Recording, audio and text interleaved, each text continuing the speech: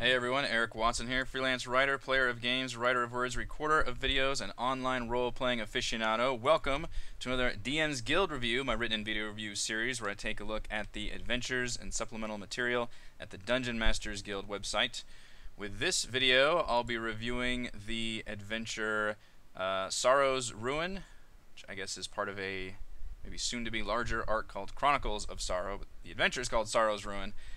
Designed by Blaise Wigglesworth for Dungeons & Dragons 5th edition. And as you can see, it is designed for first level characters. A review copy has been provided for the purposes of this review. So, first level D&D sucks. Like, it just kind of sucks. 5th edition is better than previous editions. We no longer have the poor 2-hit point wizard that dies to the first rat that he comes across. I don't know why that ever was a thing. That's not fun. Like, I get that the arc from going, and it's part of, what an RPG is that sense of growth, that character progression. So you start off like just super weak and you get stronger, but you start off so weak, you're like weaker than the average just regular person.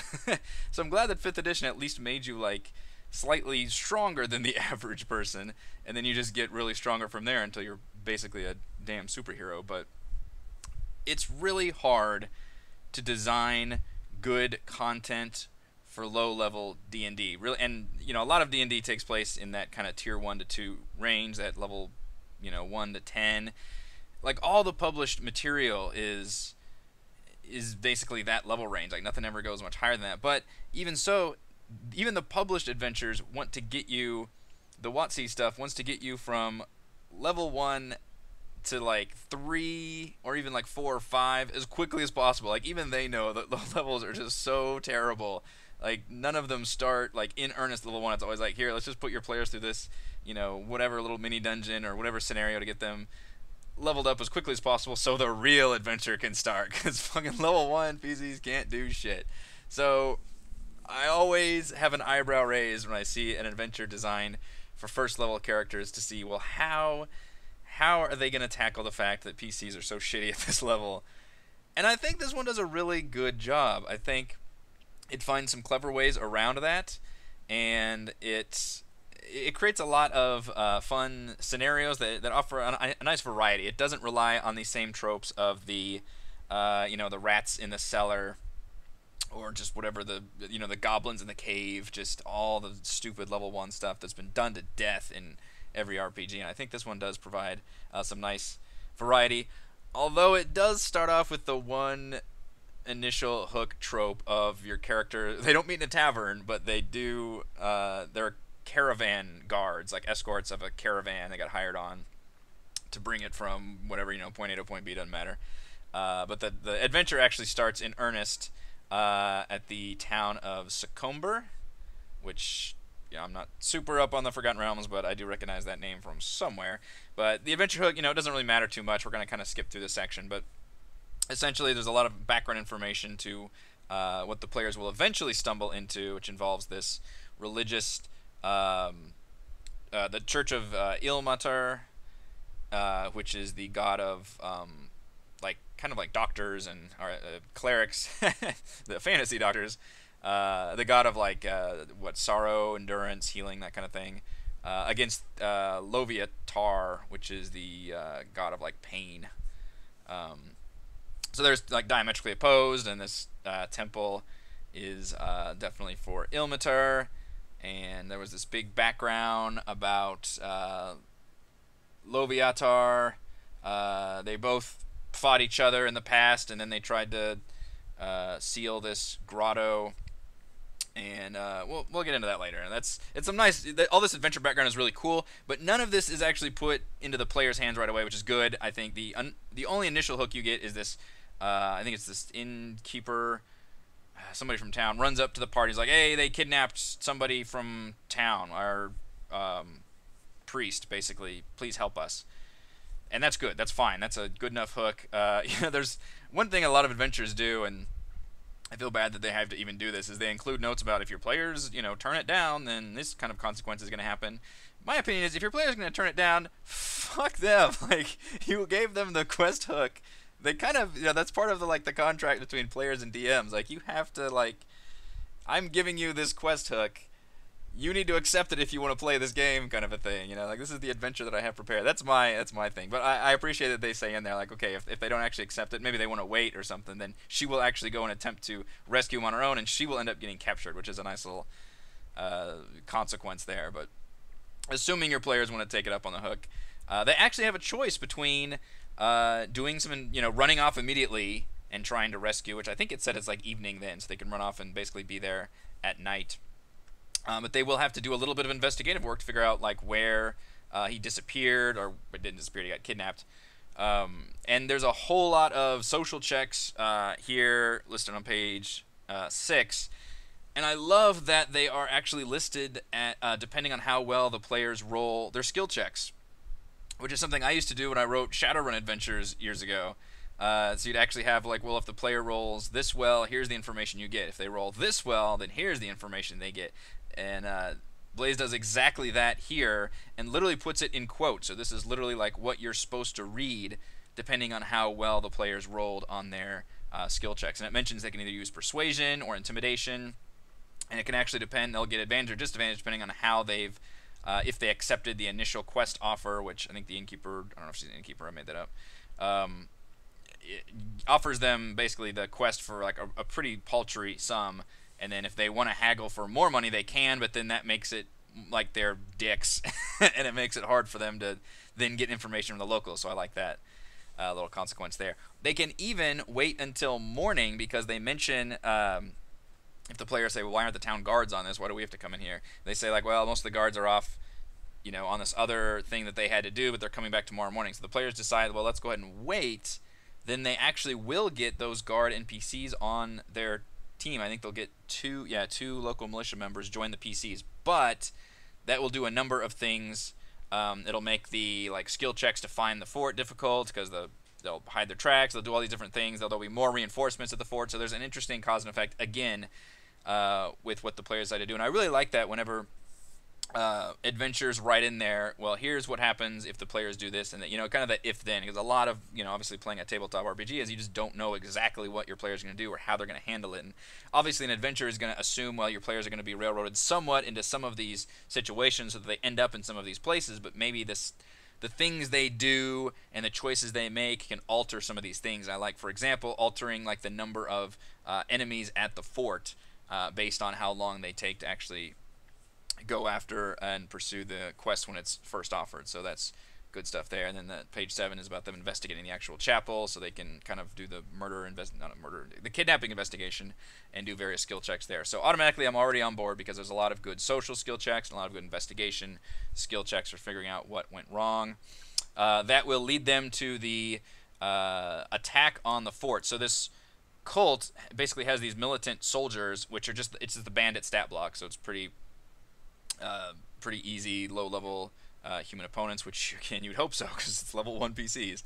They actually have to go to this forest, and I think you can even have a random encounter if you want to. I think it's maybe after the fort they do the random encounter, then maybe not before. But anyway, there's a map here, as you can see. Obviously there's a separate page with the whole big map there, but the map is fully gridded and colored. Huge thumbs up for that. I do like to see maps in my adventures, in the adventures that I'm seeing, and you can see it's got the scaling for number of PCs, which I always also like to see. A lot of adventures do this, where depending on how many PCs you have, you can alter the difficulty rating, or the challenge rating slightly.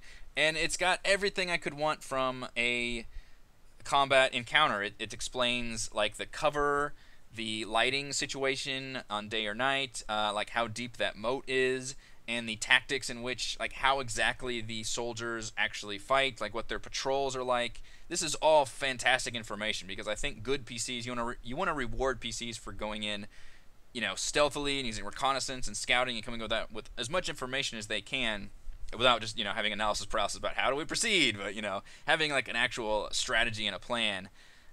Which hopefully they'll have, because again, level 1, man, you really don't want to assault a fort head on when you've got like archers on the roof and everything like that. That's gonna be nasty. But I like to see this. I like the way it's spelled out. It's organized really well. The reward is that they rescue Drander, and he is a level 3 cleric, which essentially joins the PCs at that point. So automatically gives them a huge boost in power.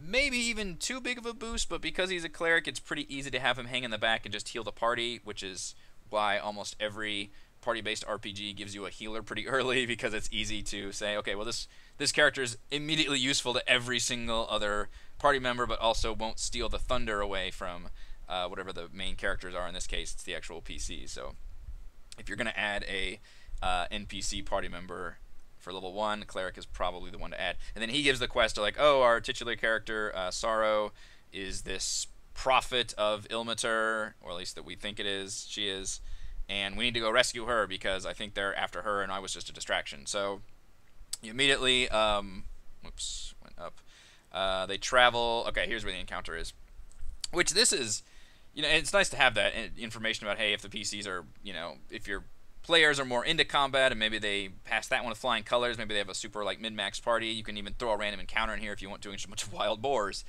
It is totally not necessary to map this out, but I'm really glad that it's here. Like, I love seeing maps. I am somebody that primarily plays RPGs through Roll20, so everything I do needs a battle map. Just about. If combat is involved, it needs a battle map. I don't expect adventures to offer battle maps on every single random encounter, but I love having it here. Like, that is also another big thumbs up. The fact that all these, even the random encounter maps, are actually gridded out and explained is really nice. Good to see there. So we go to the nearby forest, and we journey to, this is actually a whole bunch of information about Drendar. Okay, this is the information that Drendar can offer. Am I saying that right? Drander. Which is a bit of background about Sorrow. Her tears open the portal. I do like the dichotomy that she's this just gorgeous tiefling woman, so you're thinking, okay, sinful lust, all that stuff, but she's actually not. She's very pious and pure of heart, and, you know, doesn't act like, I guess, she would look, so it doesn't act like the tiefling stereotype, which is nice to see. And she's got a cool backstory about her wild magic surge essentially killing her former adventuring party, and so she's super remorseful and melancholy about that, and I think her tears actually, like, open up this special grotto, and she became, like, this prophet of Ilmater and all this good stuff. So Drendar can teach you a lot about that, although I don't think he tells you vision of hell and death. Okay, so you get some of the background information about there was this hero of Ilmater that ended up dying, and then creating this gem with his soul. I'm butchering that backstory, but it's actually a nice little story and very thematic to do with the religious war going on. But the main purpose that you need to take away, the PCs need to take away, is that this tiefling woman has the power to open up this portal, and that the enemy religious cult, the Loviatar people, they want to take it over, because that's what you do. So you journey to this shrine, the sacred ruin, and there's immediately combat. She's there, and it's one of those, you get there in the nick of time, and she's surrounded by a bunch of cultists. A bunch of cultists, by the way. If there's 5 PCs, there's 7 cultists. And cultists are really shitty stat block buys, but again, level 1 PCs are also pretty shitty, so that'll be an interesting combat scenario. I think, obviously, Sorrow is actually given a stat block. If I scroll ahead to the bottom, too far. Whoops. There we go. Yeah, so she's actually given a level 1 sorcerer. Essentially, they just built a level 1 sorcerer, complete with Tides of Chaos and Wild Magic Surge and all that, so that'd be pretty nifty. Especially if your party doesn't have a sorcerer, that'd be kind of cool that she's essentially part of the party whenever she's in the combat, so that'll be nice to see. And it's nice to have that rescue. You know, you free Brother Drendar, he's basically just in a cage, so he's not doing anything, but in her case, you show up and she's actually, like, in combat fighting, so the players can come join her, and I think that's a really neat scenario to engage in. Again, it's a nicely and this actually looks like it was literally built in Roll20. Like, I like the art aesthetic and all that, so that's it looks like the exact map that I would use, which is good for me. But it's pretty straightforward. You just fight them. One thing I probably would have liked to see is some information if the PCs happen to capture any of these cultists alive. Just a little note, like one of these a few sentences or something, or maybe they refuse to say anything. They say they fight till death, so maybe they would just refuse, but probably something like that, unless I missed it if it's there. But I know earlier in the adventure it does say that the soldiers will fight to the death, so but intrepid PCs will probably want to try to keep somebody alive to question them. which is something as a DM I'm always unprepared for. um, and then she opens. You talk to her a little more. She's actually not, and we just now meeting her, and she's not quite used in the adventure as much as I thought, considering she's on the cover. I thought this was going to be like the main NPC that was going to like join you and everything. And she actually doesn't even join. She stays behind. She just opens. You rescue her. She's in that combat, and then she opens the way to the grotto, and then just waves goodbye. And then the party goes in. I think at that point, Drender probably doesn't follow the party in, but I'm not quite sure. And then the actual grotto is kind of the climactic dungeon, which I like. The art that's included here too is really nice. The way it's placed like right into the actual text, and obviously it's very thematic to the undead here at the end, because you're dealing with a lot of skeletons and zombies, which is pretty much all level 1 PCs can handle. There's an interesting balancing here where, there's the stairs here at the bottom, and it's a really straight line. It's not much of a dungeon crawl, but if you go to these crypts on the side, then the monsters, and again it scales depending on the number of players, they start prone and they'll like stand up, and it doesn't quite say what the timing is on this. I was a bit confused on it. It just says like the monsters will eventually make their way. Let's see, the undead remains. They lie prone underwater. Once a PC enters a square adjacent to or within the crypt site, the creatures will rise from the water. Once the creatures rise, they will seek the PCs in the adjacent tomb. If the PCs have left the site by the time the monsters arrive, the monsters will simply wait in the tomb for 1d6 hours for the PCs to return. If time expires, the monsters return to their hiding place. But there's not really a note about how long it takes the monsters to reach the PCs once they're doing the thing. Because there's a nice little like riddle scenario in each one of these crypts that the PCs can solve. So the idea is they sit there and solve that, but then this fight happens. That seems a little tedious, and mainly because I like the crypts. I want my PCs to be able to visit them, but if they visit the first one and they get attacked, then I don't know if they would actually visit each one, or maybe they would. They'd just be prepared and like have people out everywhere ready to fight, because it seems pretty easy to game the system once you know like that's exactly what's going to happen. These things are going to rise up from behind the crypt, slowly walk around, so you could sit there and attack them as soon as you see them instead of be surprised by them. Maybe that's the idea. Obviously the first time they would be surprised. So I'm not totally against this, but it does seem like it'd be tedious if your PCs went to every single one of them and was like, okay, here's the skeleton and zombie wandering over again. Maybe it would have been like better on like half of them, been a little more, or just like one of them would have been like, oh shit, we went to this one crypt and then this one crypt had the baddies in there, rather than being like more repetitious. But I do like the crypts themselves because they're all very thematic with Ilmater. These are all fallen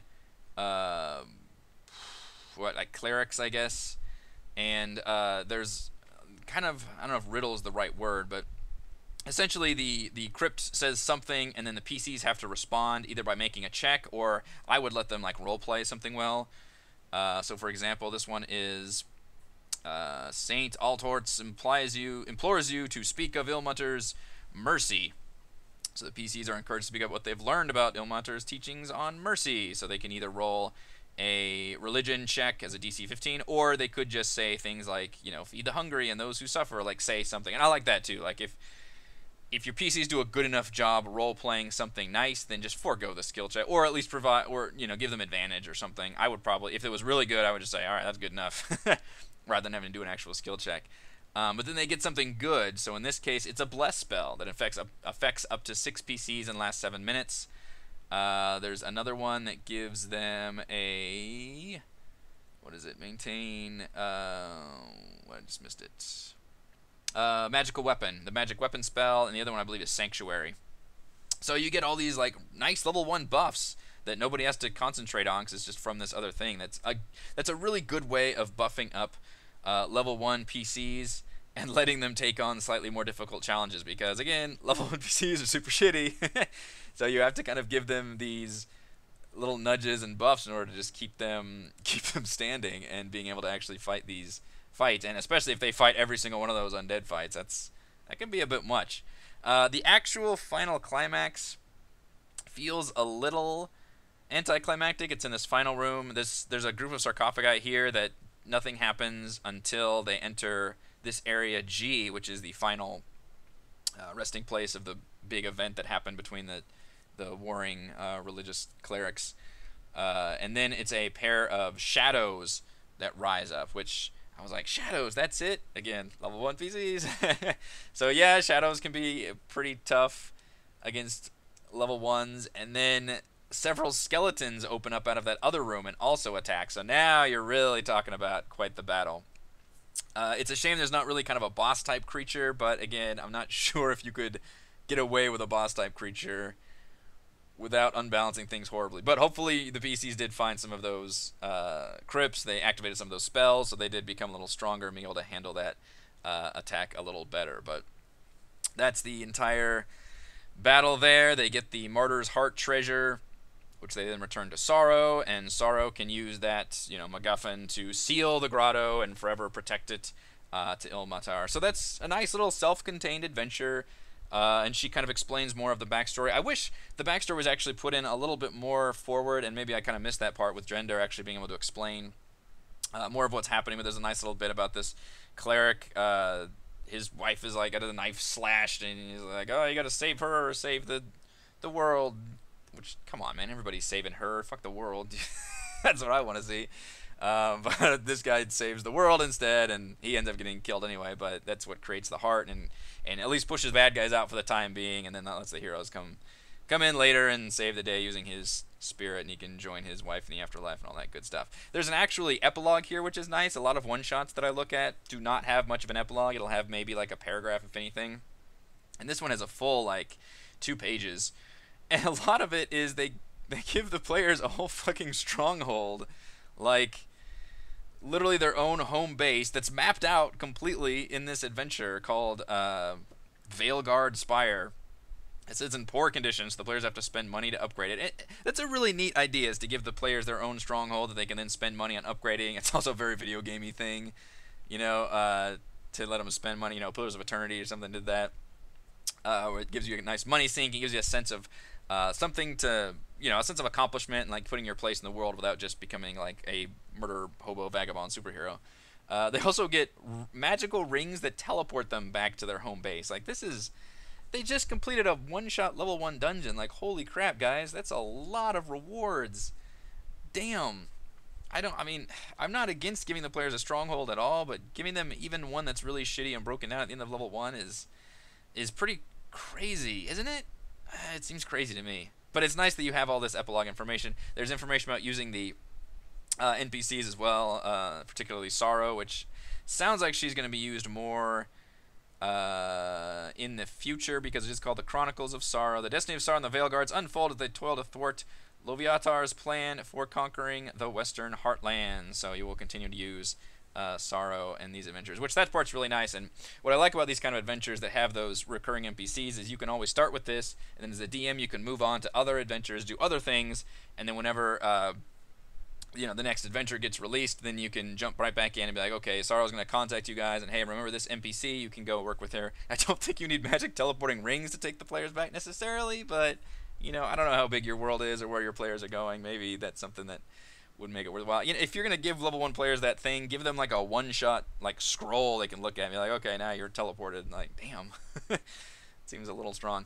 So all in all, it's a really good adventure. There's not a whole lot of custom content in terms of NPCs. You've got just, they built a sorcerer stat block for Sorrow, and then a level 3 cleric stat block for the brother Drendar character, but there's no really custom monsters. It's all pretty standard. Again, because it's level 1, I don't really expect to see a lot of, custom monsters or NPCs or anything crazy like that. And yet you still get a pretty good variety, especially if you use those random encounters, and you end up getting the humanoid bandit encounter at the fortress, which is a really neat scenario. And the cultists, you get, wolves and boars for just random beast slayings. And then you get the undead fights at the end, the skeletons and zombies and shadows. That's a lot to throw at already, just level 1 green players. So I think that's a pretty effective mix of things. So we're going to jump into, and here we can show the maps.